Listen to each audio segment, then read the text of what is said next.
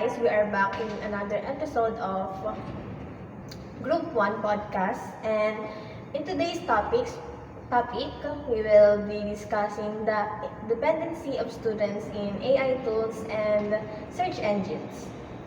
To start our discussion, let's start with Trisha. Sa ginawa nating pag-interview and research, anong nahanap mo? Sa online findings naman, nahanap ko sa specific research, 86% of students na gumagamit ng AI and 24% naman sa ibang estudyante na ginagamit yung AI for daily. Yung 86 pala ay for studying. Tapos, sa pagdating doon sa interviews, iba yung sagot nila. Kasi, yung mga estudyante dito sa UP, hindi naman nila prefer yung AI. Naghahanap sila ng mga valid sources through books, journals, and other such. Tapos, gumagamit sila ng AI para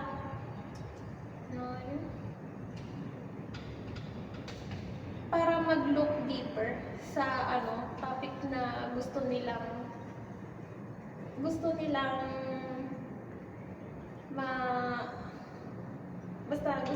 malaman. Ayun lang. Okay. And for Elle naman, ikaw naman, ano naman nahanap mo? Yung sa akin kasi, I focused on analyzing sa impact ng search engines and AI tools when it comes sa critical thinking ng mga estudyante. And upon searching, nakita ko kasi dun sa study ni Lawasi et al. Noong 2024, diniscuss nila yung contribution or yung role ng AI and search engines when it comes to boosting idea development ng mga bata. And also contributing sa pagkakaroon ng deeper understanding dun sa mga sinesearch nilang information online. And this was supported doon nung in-interview natin si Miss Valerie, isang nursing student.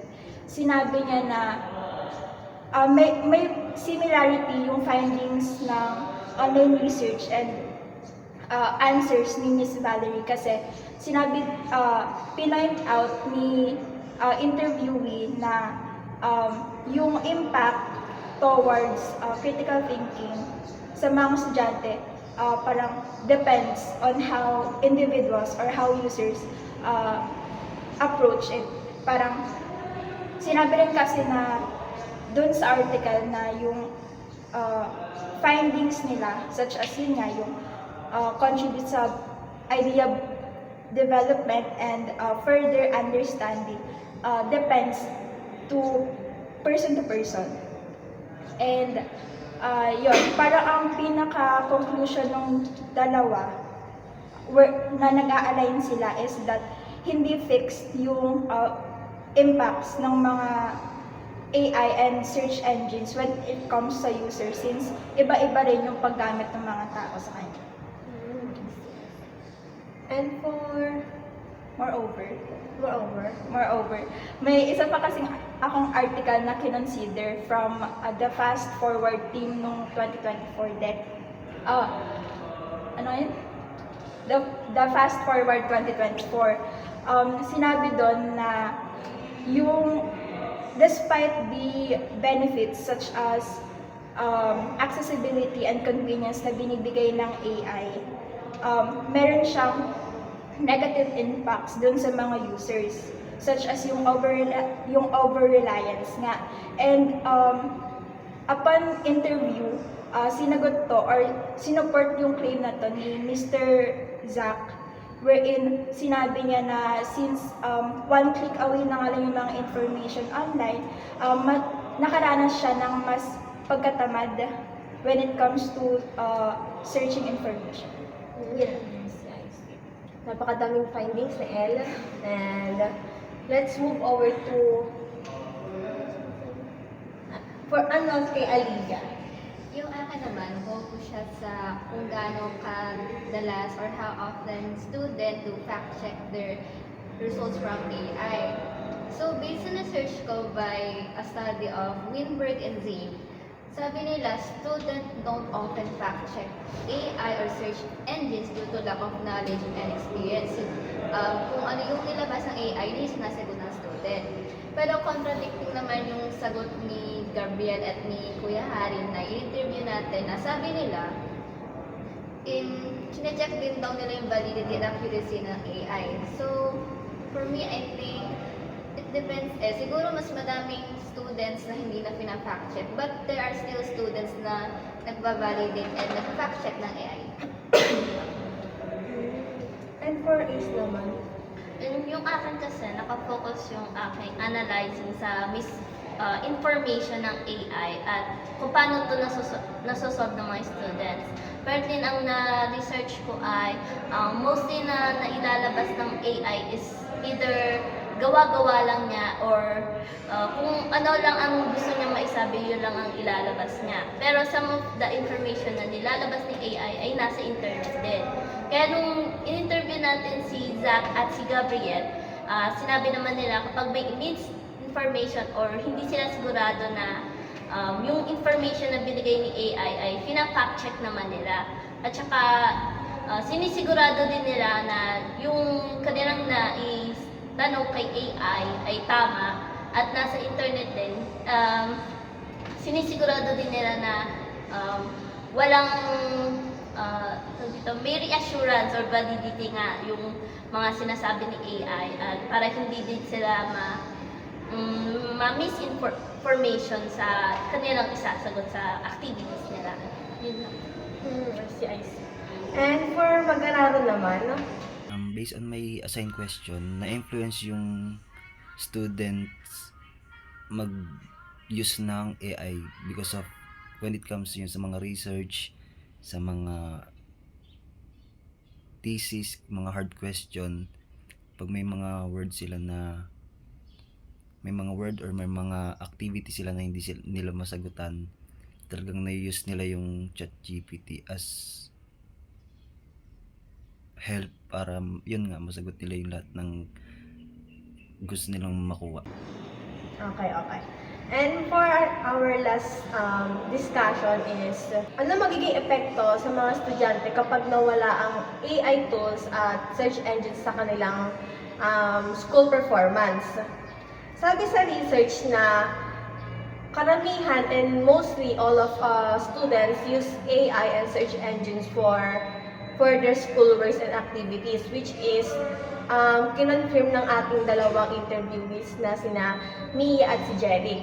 And sabi ni Mia, if she's not using AI that every other day or every day, which is almost a day. And for Jeric naman, ginagamit niya ito kapag kailangan niya ng tulong sa schoolworks and activities.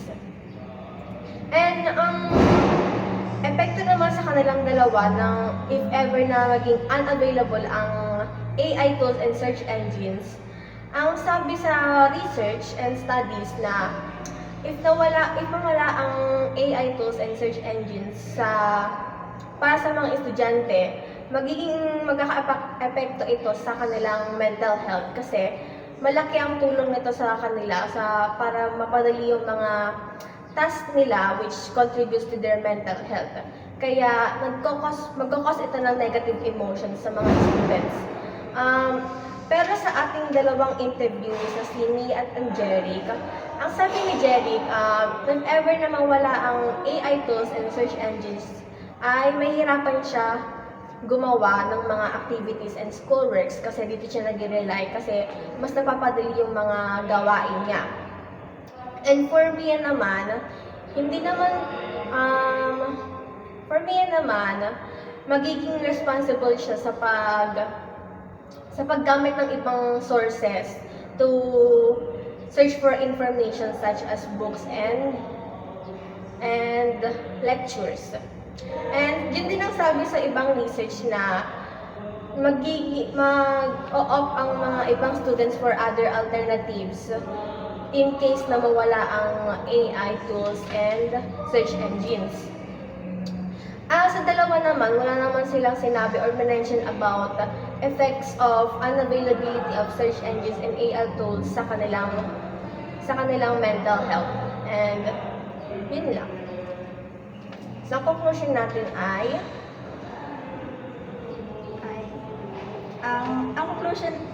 ang conclusion natin ay merong significant role ang AI when it comes sa academic performance ng mga bata and also in their critical thinking skills. Since marami ang gamit ng AI, di ba? AI and search engines is a necessity and essential na sa learning journey ng mga students and sa kanilang academic performance. Ano yung naging reflection nyo upon conducting yung mga interview and research nyo online? Ikaw, Aliyah. Siguro sa akin, based na sa topic ko, although yung AI nagbibigay siya na answers agad-agad, kailangan din natin i-fact check kung totoo o hindi kasi baka gawa-gawa nga lang din ng AI or misinformation. Mas maganda pa rin na yung answers natin based sa kung ano natutunan natin or sa books or sa trusted resources, pero hindi naman natin pwede din namang tumulong AI, pero AI is just for a help. Hindi siya doon tayo mag-base. Since while researchers offers broader information, AI can still spread information na emphasizing for verification pa rin kahit gamitin mo siya ng gamitin.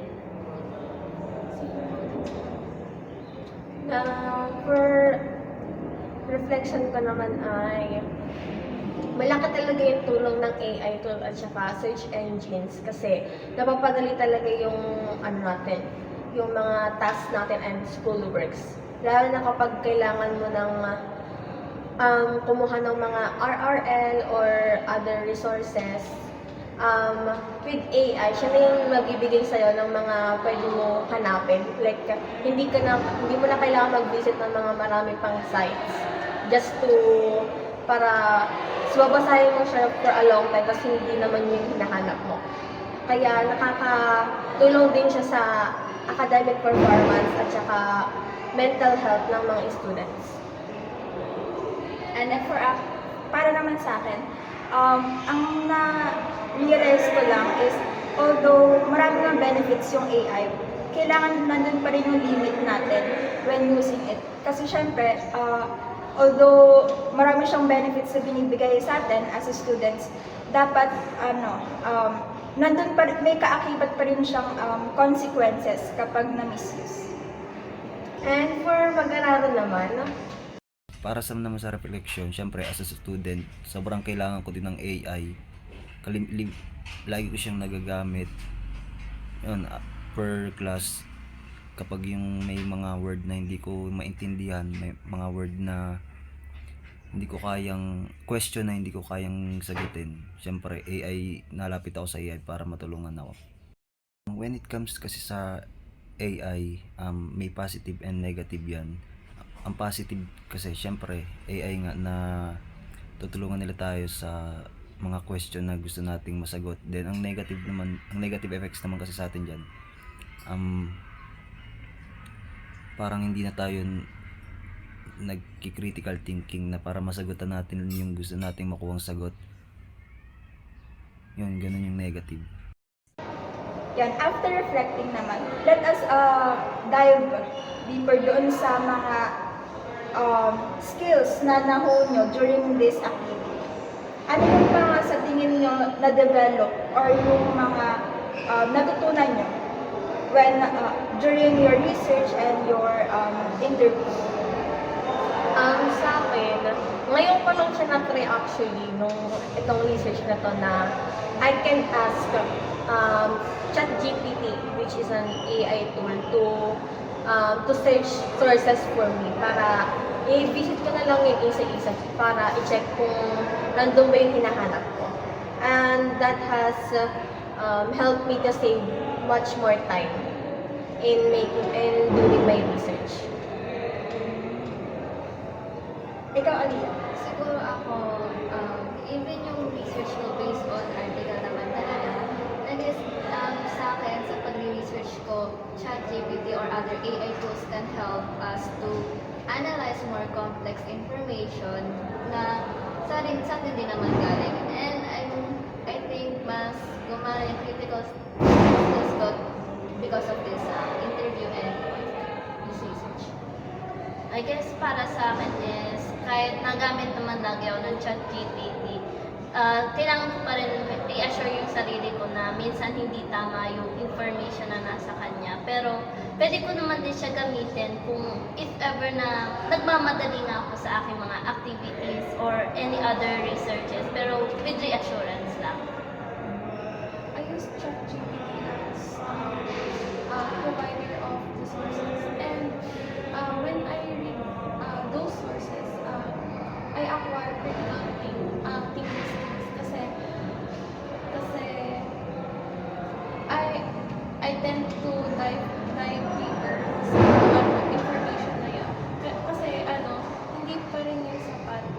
And ayun, nagsa-search pa rin ako sa ibang platforms. Kung accurate ba yung mga sources na yun. Ayun.